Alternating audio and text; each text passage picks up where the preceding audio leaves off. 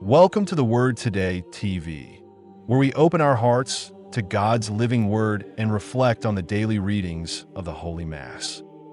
Whether you're starting your day, taking a pause, or winding down at night, this sacred space is for you, a moment to encounter Christ, hear His voice, and grow in faith. May the Holy Spirit guide us as we journey through Scripture, drawing strength from God's promises and finding hope in His truth. Let us begin today's reflection with open minds, humble hearts, and a spirit ready to receive.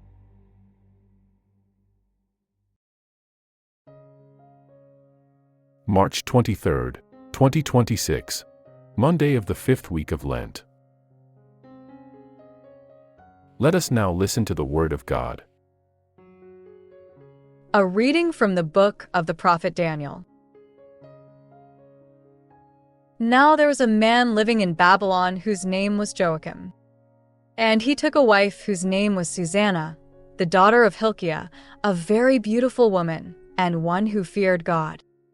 For her parents were righteous, and they had instructed their daughter according to the law of Moses. Now Joachim was very wealthy, and he had an orchard adjoining his house. And the Jews resorted to him, because he was the most honored of them all. And two of the elders of the people were appointed judges in that year. About these the Lord said, "Iniquity came out from Babylon from the elders who were judges, who seemed to govern the people.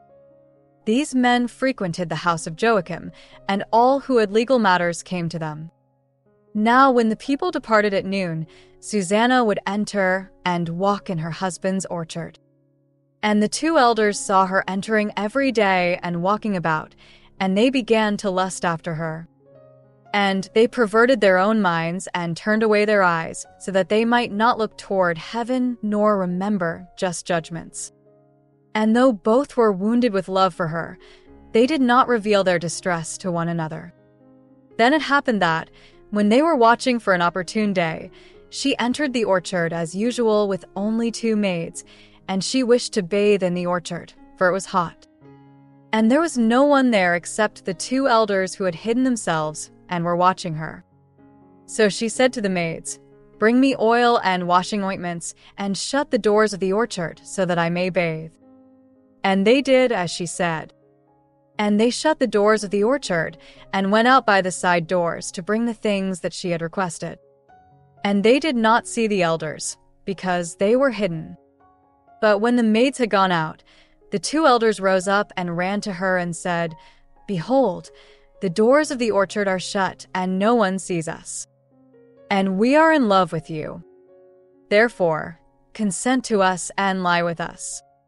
But if you will not, we will bear witness against you that a young man was with you, and therefore you sent away your maids from you.' Susanna groaned and said, 'I am hemmed in on every side.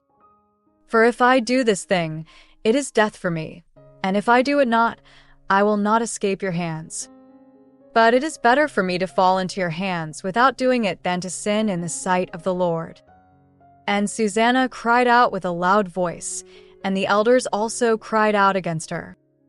And one of them ran to the doors of the orchard and opened them.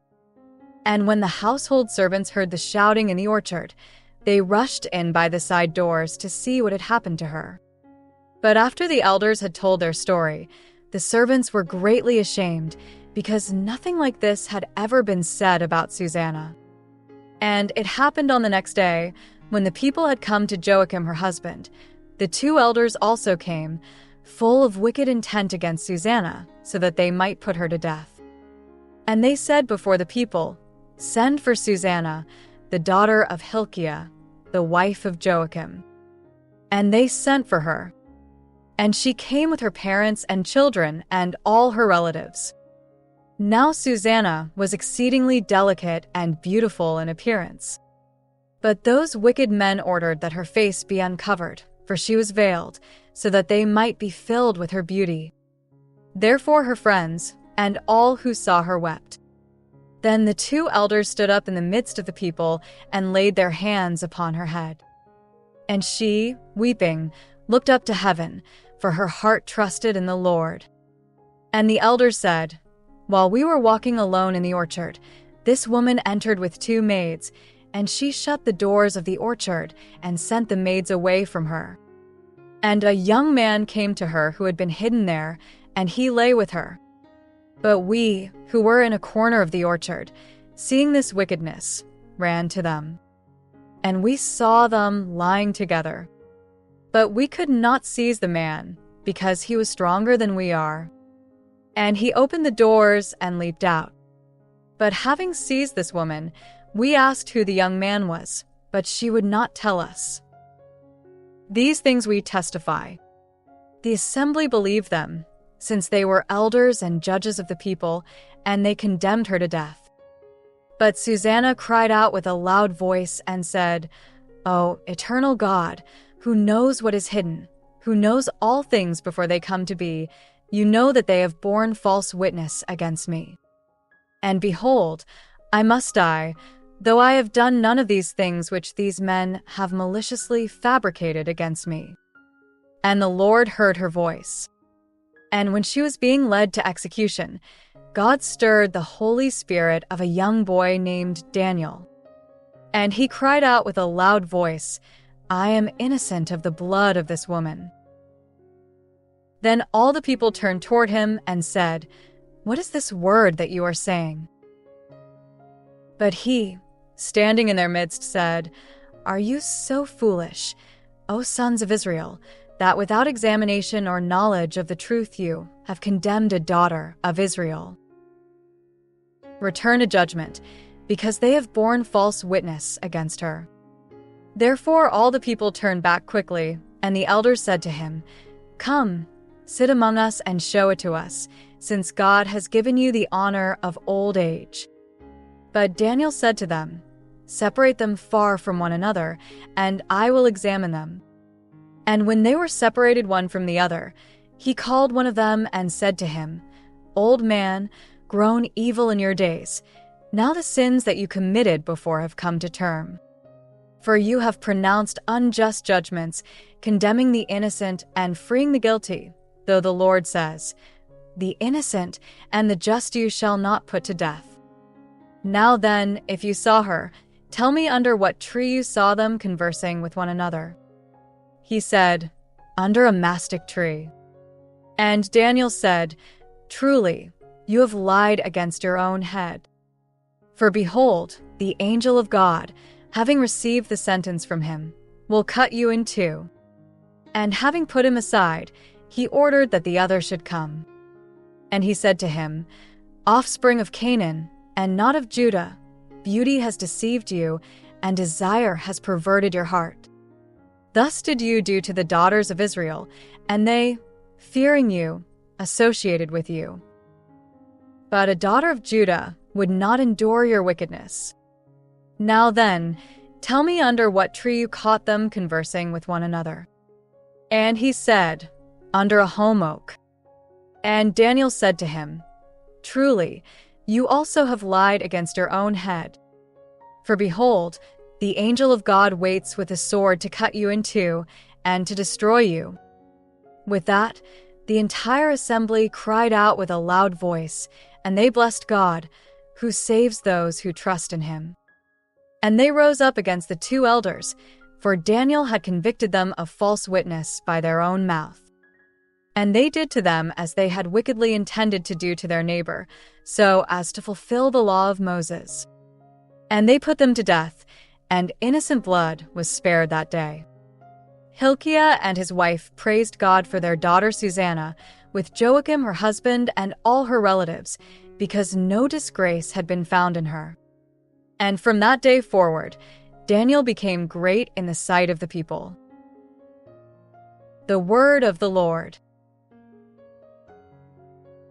Responsorial Psalm. The response is, "Even though I walk in the dark valley, I fear no evil, for you are at my side.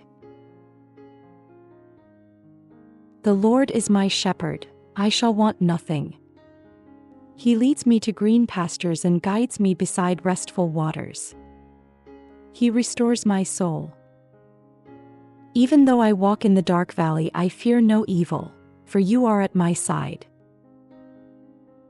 He leads me along the right paths for the sake of his name. Even though I walk through the dark valley, I fear no evil, for you are with me. Your rod and your staff give me comfort. Even though I walk in the dark valley, I fear no evil, for you are at my side. You prepare a table before me in the presence of my foes. You anoint my head with oil, my cup overflows. Even though I walk in the dark valley, I fear no evil, for you are at my side. Surely goodness and mercy will follow me all the days of my life, and I will dwell in the house of the Lord for years to come. Even though I walk in the dark valley, I fear no evil, for you are at my side. Verse before the Gospel. I take no pleasure in the death of the wicked man, says the Lord, but rather in his conversion, that he may live. A reading from the Holy Gospel according to St. John. But Jesus went to the Mount of Olives. And early in the morning, he returned again to the temple, and all the people came to him, and sitting down, he taught them. Then the scribes and Pharisees brought to him a woman caught in adultery. And they stood her in the middle, and they said to him, Teacher, this woman was just now caught in adultery. And in the law, Moses commanded us to stone such a one. Therefore, what do you say? But they said this, testing him so that they might accuse him. But Jesus, bending down, wrote with his finger on the ground. Then, as they continued asking him, he straightened himself and said to them, Let him who is without sin among you be the first to cast a stone at her. And again, bending down, he wrote on the ground. But upon hearing this, they went away one by one, beginning with the eldest. And Jesus alone remained, with the woman standing in the middle. Then Jesus, lifting himself up, said to her, Woman, where are they who accused you? Has no one condemned you? She said, No one, Lord. And Jesus said, Neither will I condemn you. Go and sin no more. The Gospel of the Lord. We will now reflect on the significance of each readings. On this Monday of the fifth week of Lent, March 23, 2026, the Church places before us two powerful stories that reveal both the danger of false judgment and the healing power of mercy. As Lent draws us closer to Holy Week, the readings challenge us to examine how we treat others and how we respond to God's justice and compassion. The first reading from the book of Daniel tells the story of Susanna, a woman falsely accused by corrupt elders who misuse their authority. When she refuses their sinful demands, they attempt to destroy her reputation and life through lies. Yet God raises up the young Daniel, who exposes the deception and restores justice. The message is clear and accessible. Truth may be threatened by manipulation or abuse of power, but God ultimately defends the innocent and reveals what is hidden. The responsorial psalm offers a prayer of trust in the Lord as shepherd and protector. Even when walking through dark valleys, the faithful person does not fear, because God remains near. The psalm reminds us that God's presence brings guidance, protection, and restoration. It reinforces the confidence that those who trust in Him will not be abandoned in times of trial. The Gospel according to John presents the encounter between Jesus and the woman caught in adultery. The religious leaders bring her before him, hoping to trap him with a difficult question about the law. Instead of condemning her, Jesus challenges those without sin to cast the first stone. One by one, they leave. Jesus then speaks with both mercy and truth, refusing to condemn her while calling her to a new life free from sin. This moment reveals the heart of God's justice, which restores rather than destroys. Now, let's look deeper into the interconnection shown in the readings to find their main message. These readings are closely connected by the theme of justice guided by mercy. In Daniel, truth exposes false judgment and protects the innocent. The psalm proclaims God's faithful guidance in times of danger. In the Gospel, Jesus reveals a deeper justice that combines compassion with accountability. Together, they show that God's way is not harsh condemnation nor careless tolerance, but restorative truth. The central message of today's liturgy reminds us that mercy does not ignore wrongdoing, but transforms it. Human judgment often rushes toward punishment or humiliation, yet Christ leads people toward conversion. Lent invites us to examine our own hearts. Are we quick to accuse or willing to forgive? When we receive God's mercy and extend it to others, we become instruments of the same grace that restores dignity and renews life.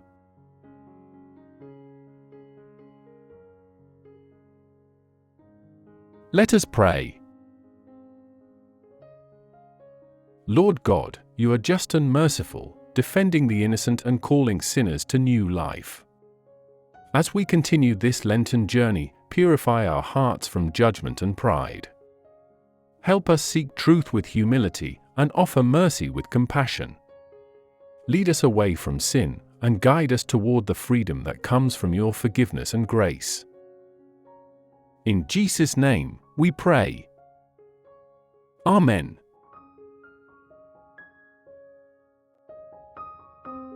Thank you for listening to the insights of today's Mass readings. Please like and subscribe and share with your family and friends. Again, thank you and may God bless us all.